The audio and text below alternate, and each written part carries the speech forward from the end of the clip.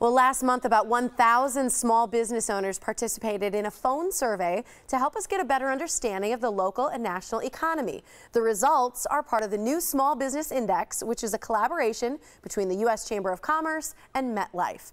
Joining us to talk about the results of this index is Suzanne Clark with the Chamber and James Reid with MetLife. Good morning to you both.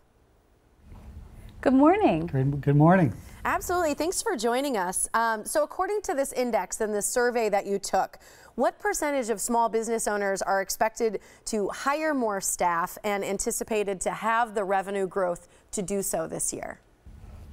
Well, thanks so much for having us this morning. I think what's so interesting about these survey findings are when you really get outside your bubble and listen to America's small businesses and listen to America's job creators, they're quite optimistic.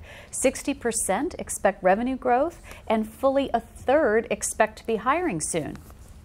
I think that's a huge positive statistic for small business owners and for us who love visiting and shopping at small businesses and using them locally. Are they finding the right talent? Are they finding the talent that they need to hire since they're able to?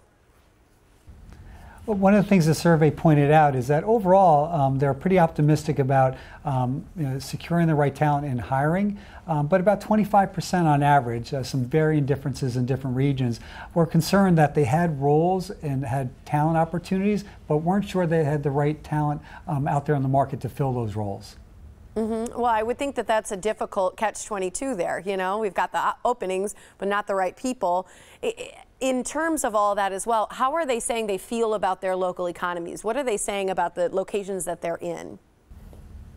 Well, you know, the survey was very interesting in the fact that, as I said, they were unwaveringly optimistic. There's slight differences in the regions. What we found out west was that people were particularly optimistic about the local economy. And that matches, I was recently in Phoenix with the chambers and some state and local government officials and some business roundtables, and the optimism about hiring and about economic growth was quite real out there.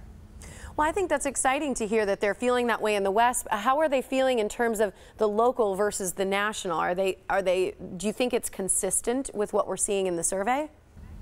Yeah, so the survey results were more consistent than we anticipated based on some of the feedback leading up into the survey.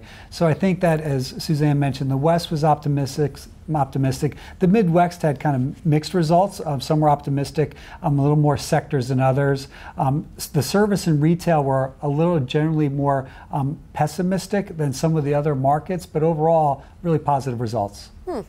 So when you talk about being an entrepreneur, I would think, you know, the fact that we see that the economy is good for many of these small businesses, what advice would you give to people who want to start one? If they say, now's the time, I've had this idea, I know it's a good one, I want to do it, what would you suggest to those people? You know what, our real message to job creators is your country needs you.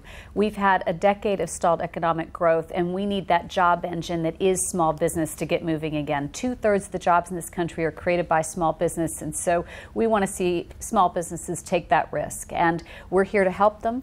The local community can help, so be part of the ecosystem that's out there in companies and associations and chambers that are ready to help you with the tools and the resources that you really need and job creators really need to help their communities and the families flourish. All right, we're out of time. I know you've got a small business summit people can learn about. Where can people go for more information?